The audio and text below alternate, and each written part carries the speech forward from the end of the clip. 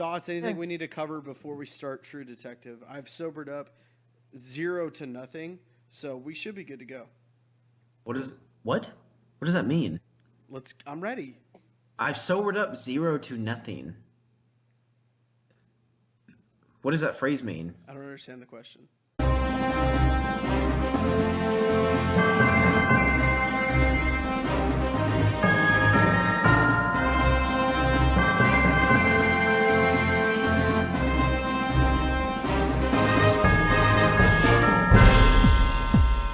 Welcome into the Bro Force Squad podcast. We're here to review True Detective Season 3, Episode 8. Now, I'm found?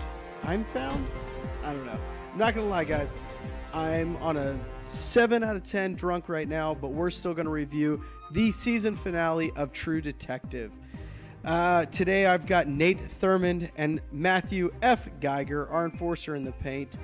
I am Brian Banner, and we're just going to jump right into this season finale because we got lots to say about it.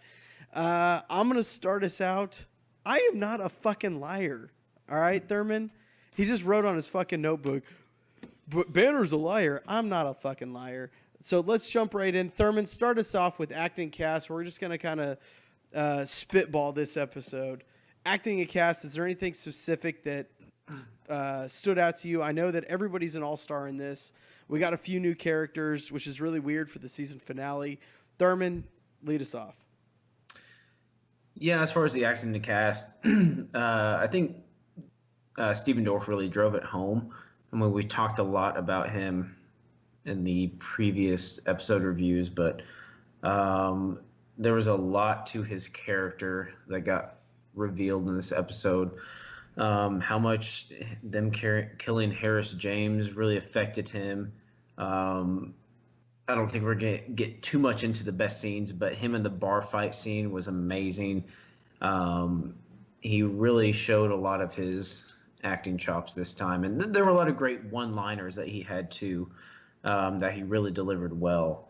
So overall, I mean, for this season, as a wrap-up, the best thing that stood out was the acting and cast. Without getting too far into it, there was some controversy with how it wrapped up and some of the holes that were left in the season. But from a general standpoint, the acting and cast stood out far and above anything else for this season. Geiger, I know you have really strong feelings about this, but can you talk specifically about the acting and cast? I agree 100% with Nate Thurmond. The acting and cast is literally the only thing that is kind of pushing me to maybe recommend this to someone that I consider a friend. To quote Beast Mode, I'm here just so I don't get fucking fined because I've been out on this show for about 4 episodes now. However, if someone is just really obsessed with Mahershala Ali, like everyone on this pod is, I would probably watch it just for him, and then you'd be, like Thurmond says, surprised by Stephen Dorff's performance. Carmine Jagu, Scoot McNairy, Ray Fisher, everyone's great in this, acting and cast-wise. The directing's even good. Just the story, I think, fell flat. I'm going to echo everything you guys said. I will add, obviously, everybody on here is all-stars. I think they've all acted what they've done in the past, and even Mahershala Ali, he is a phenomenal actor. He's won several Oscars. I know I'm drunk. I fucked his name up, but it's fine. He's won multiple Oscars, and I think this might be his best performance. I don't know. Fight me on it. But I'm actually not going to talk about him. I'm going to talk about Michael Rooker. We don't get a whole lot of him in this. Traditionally, the character he plays is just kind of a douchebag or a silly character. He played a different kind of character than we're used to seeing. Dude, Michael Rooker can actually fucking act. I thought he did really good in this, especially because we only got him for 5 minutes. I actually wanted more. Again, this gets into a little bit more story. I would have liked more of him in this season, but I thought he did absolutely phenomenal, and I think that he would have added more to this story. So moving right on, we're going to talk about story plot. I don't think we really need to talk on any theories moving forward or really best scene. If we want to talk about best scene, we can. But This is the season finale. This is what wraps it all up. So let's just talk about the story, our thoughts, our feelings. They answered a lot of our questions, but in my opinion, they left a lot of things open-ended for interpretation, or like I still don't understand. Maybe I'm just too stupid to understand this show, but there's a lot of things that I don't get. So that was one of the things that I really kind of had a problem with this. I know all these shows these days want to get metaphorical, and I can see some of the metaphors that they're trying to instill in this, like Hayes and Amelia's relationship getting better over time, but it's like his demons he's dealing with, and he never fully understands the demons, and he can't understand what he's going through, blah, blah, blah. But with what you're saying, maybe I'm too stupid to understand this, or maybe they just got too highbrow for me. But yeah, there's a lot unanswered. And overall, I'm actually kind of happy with the way that it wrapped up, because at the end of the day, what this series is predicated on at the beginning is a dead boy and a lost girl. That's answered at the end. We know what happens. Yeah, but throughout the plot, let me take this opportunity right here to say spoilers, spoilers, spoilers. If you haven't seen it, you're a sick fuck for listening to us. And we'll just wrap it up real quick. Again, we know what happened to Will. He died. We know how he died. We know what happened to Julie. She was abducted, kind of. Not even really, actually. She wasn't abducted at all. She was sold, kind of. She was adopted. Yeah. And they answer a lot of our questions. I really am intrigued to throw it to you, Geiger, because you're the one on this pod really that said they need to start answering these questions. They answered, I would say, 90% of our questions. I personally don't like the answers that we got. But Geiger, I want to know your feelings on the answers that we got for these questions. Yeah, if you listen to our previous episode, I wrote down about 15 questions. Before this episode, I wrote about 25 questions I wanted answered, and they answered one of them like kind of right off the bat. I could check off, which is why Steven Dorff likes dogs, which is after the bar fight he started petting the dog. So that is cool. The weirdest question to want to be answered. I was like number 25 on my list, checked off. Why'd I you don't have really that written Yeah, down? that wasn't even on my fucking radar. I'm being like a smartass. Basically, they didn't fucking answer fucking shit. All they answered was like, oh, Steven Dorff likes dogs. And then they basically, all you have to do on this show is watch the first episode and then watch the one scene where his wife is a fucking force ghost and comes in the room and basically tells him the whole fucking thing. And it should be thin after that. Finale. It's done. That's all you have to fucking watch this goddamn show. They don't do anything at all. There's no holy shit moment.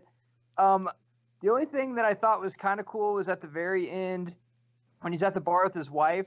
That dress she has on is the same thing she has on whenever she's telling him from an old man, what's going on. I don't know if that's symbolism, but after I give you 8 fucking weeks, that's like 8.5, that's 8 hours, probably 10 hours of my time watching your show. I don't want to go fucking research this for 4 hours to just see what you meant by your show. I already gave you 8 hours of my time. Tell me what you meant by your show. Maybe leave a little bit up to the mind, but not the whole fucking show, man. I don't have time in my day to find out what you meant by your show after. It's not fucking high school where I'm in your class for 5 hours and you give me 3 hours of homework. Fucking tell me everything you want. You have my full undivided attention and you just fucked it up. Yeah, I think I'm in that same boat. One, I don't like the answers that we got. I don't like how they built it up for literally 7.5 episodes. They built it up that it's this crazy conspiracy and there's sex trafficking and legit 6.5 episodes. I thought this was going to be connected to season 1 very directly, like blatantly obvious. And then they're like, oh, no, it's just this weird, crazy bitch that we're going to introduce 3/4 of the way into the last episode that basically bought the adoption of this girl and fucked up her life. I didn't like how they built it up to be this thing, and then it was the complete fucking opposite of it. We go in to watch shows to be entertained for the crazy moments, and we didn't get that. We got this is all, even though it wasn't legit, it was a legit thing. Yeah, so on top of that, like you were saying, like there were 6.5 episodes of nothing. And you can have a series or a movie or anything that throws red herrings out there, but Jesus fucking Christ, with these that were thrown out there, and honestly, in my opinion, the documentary with Eliza conducting that the whole time, Why? that was almost just one big red herring in itself. And it kind of goes back to what you're saying. You thought it was going to be tied back to season one. And I think I'd mentioned this in a previous episode review that they are trying so hard to make this like season one. And I think that may be the only reason that they mentioned that that it may have been tied into them and showed Harrelson and McConaughey's pictures and all that kind of stuff. Because at the end of the day, the documentary had nothing to do with it.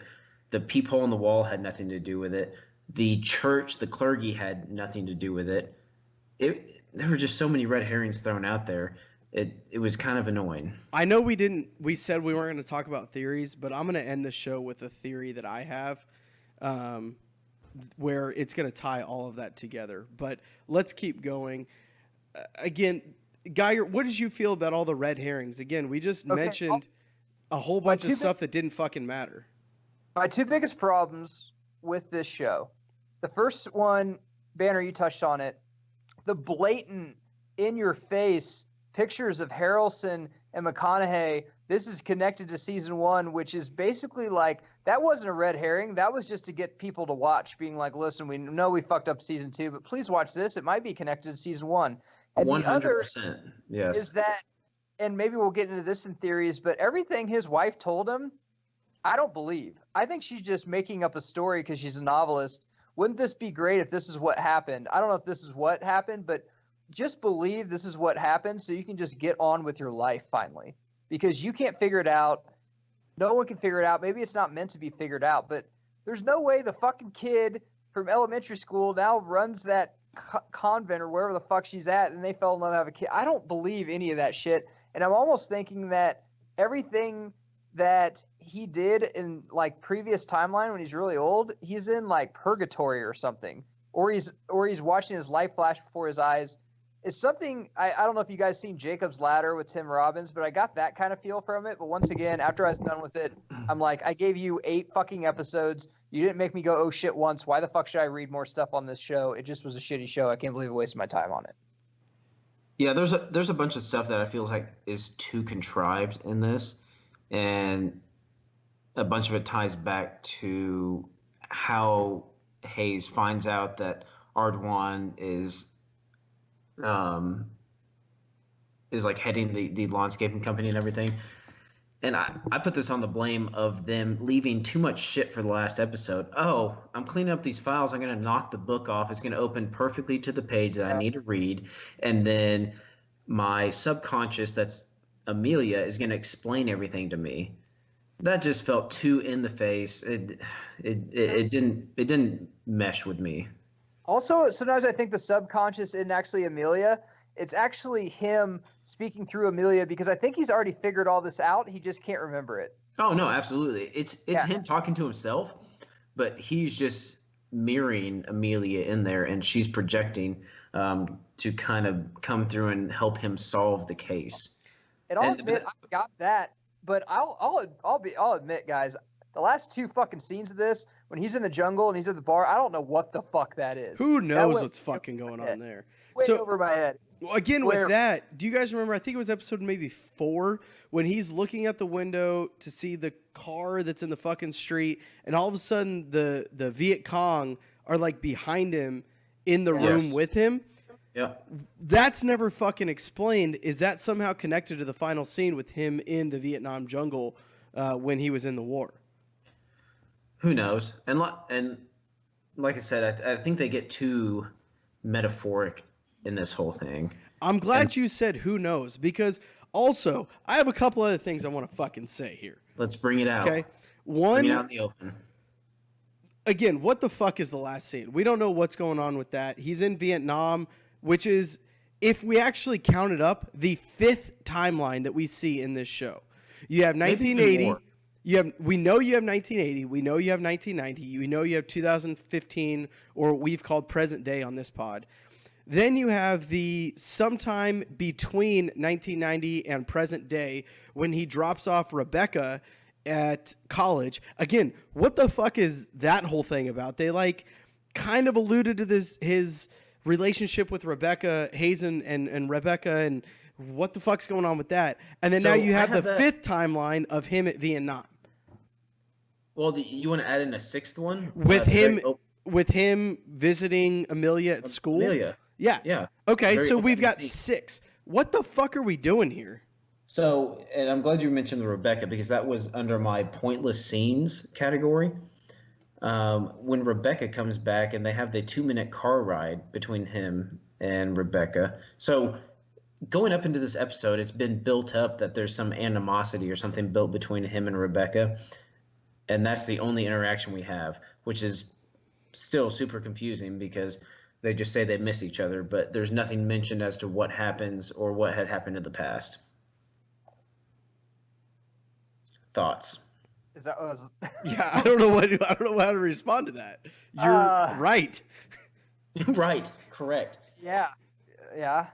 But I mean, we'd already mentioned some of the other. Well- I literally had a pointless scene category. Well, and here's the very last scene, Vietnam, was mentioned in that as well. again going back to the whole Rebecca thing. So they had this really, which I'm pretty sure on the review of that episode when Ray Fisher's younger self and Rebecca and Hayes are at Walmart and she gets lost. They made it seem like this is going to be a really important scene and we really need to gravitate toward this and remember this. Why Red the herring. fuck do we need to know any of that? Red herring. For no point, and that's a red herring for no reason at all.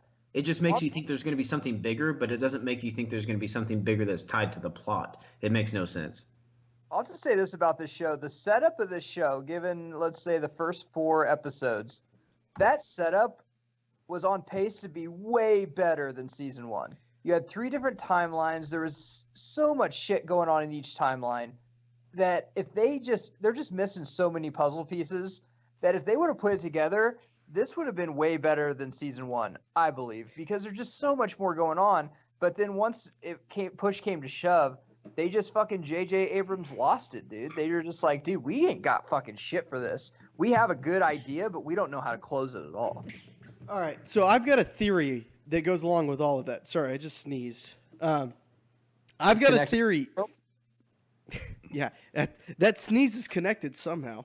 All right, so I have a theory with this. Originally, True Detective Season 3 was supposed to be 10 episodes. Instead, we got 8. That leaves a lot on the cutting room floor. But it makes total sense. Right. But what about this? We're actually going to get a True Detective Season 4. I think after... We could say this was a successful show. Successful show. It's the alcohol talking. Say it the first way, because that's just cool. Successful. The successful. This was it worked. Okay? Like season 1, they made up for season 2. I think that HBO can now justify season 4. But season 4 now is going to follow Ray Fisher because I think Ray Fisher was too good in the show and there was too many what the fuck is going on with him moments. Season 4 is going to be he's a detective, we already know that. He has his own case that he is following. It's going to be an 8-episode season. At about season 6, maybe the last scene of episode 6, maybe the last scene of episode 5, it's going to be him keeping that note that his dad, Marshala Ali, says, this is where I was at. I had this note in my pocket. I don't know what the fuck it's about. And it has Julie Purcell's address in Greenland. It's going to connect season 4 and season 3 together, where those two investigations are now going to meet up. And that is now going to connect back to season 1 in a sex trafficking, child trafficking thing, where this season was a setup for a 4th season where Ray Fisher is the main character. I mean, I'd probably watch it just because we reviewed it. But I'm whatever. It's a bold claim. I'm not going to be right. We all know I'm going to be wrong. I will Yeah. say, do you guys agree that the main problem with this show is that you weren't fully invested in the villain because you didn't meet the villain till the last episode and you just met him for like a scene and I'm like, all right, cool. He doesn't seem like that bad a guy. There wasn't And even a villain. The chick's No. crazy, but she's giving the girl lithium. I mean, that kind of sucks. But other than that, I mean, she's got a cool pink room to play in and doesn't seem like she's got a care in the world. So, I mean, what's really the big deal? She wasn't starved. I wasn't as invested in the villain as I was in season 1, I guess that's what I'm trying to say. Well, I mean, this plot was basically taken from Tangled. Brian knows the connection already. There's a girl who is tricked into someone else being their mother, and then throughout the years, she wants to escape and get away. Cycly says everything connects. Fucking. The only thing that would have been better is if whatever the Hoyt daughter was that went batshit crazy was actually played by Mandy Moore. That's the only way that this would have been better. So, a few things I want to bring up, and I feel like one of the biggest mysteries or questions we haven't even mentioned yet, and honestly, this pod could go for about 2 hours if we let it, so let's try not to, but what the fuck happened to Amelia? I want to know what the fuck happened to Amelia. I want to know what the fuck happened to Scoot McNairy's character. He died. I know. Did Harris kill him? I mean, we're guessing that. Did he actually see Julie in that room? I wanted to see that scene. Yeah, that's another problem that I had was, okay, we are being led to assume that Harris killed Tom Purcell and he staged it like a suicide, but yet we all know that it's not. That's another scene that I would have liked to seen, and why? Again, all of this, maybe it was like backroom deals, but it wasn't exactly illegal. Lucy Purcell accepted some sort of money, let the creepy Hoyt chick adopt her daughter. Tom Purcell maybe didn't know. Okay, that's a little fucked up, but I mean, come on, guys, it's the fucking South. The men don't have custody rights. The women do. It's just a reality of the fact, especially. Probably actually turned out better being abducted. Yeah. Well, she wasn't even abducted. Like, she was, I mean, I guess sold, adopted. I don't even know how I feel about all of that. Then you got this. Yeah. Then you got this weird dude with the fucked up eye that feels guilty for doing something, but yet he didn't. And why the fuck would Julie she had the fucking map in her hand. Why would she just throw it on the ground? Follow the map. I mean, yeah, you were drugged, but you weren't stupid. Junus was diddling her on the side. Wow, that's a bold statement, Cotton. That's why she didn't go to his house. Anyways, I have more questions, guys. Keep them coming. Well, it's kind of already been addressed, but why did Hunter Hayes keep the address? Season 4. Season 4. Oh, yeah. Sorry, Banner's already answered that. And one of the things that's really been nagging me is I feel like Roland has more answers or has more secrets that was than were revealed during the season. I think Roland's gay. I've always think Roland's gay. I was waiting for him to start butt fucking some dude, and it never happened. We were all waiting for that. So at one point, Hornacek in this show said he always acts weird every time they get close to solving the case. I didn't actually believe it or feel that until this final episode. And there was one point where I was like, you know what? The whole thing with him and Junus, with the guy with the fucked up eye, that whole interview and him explaining what's going on.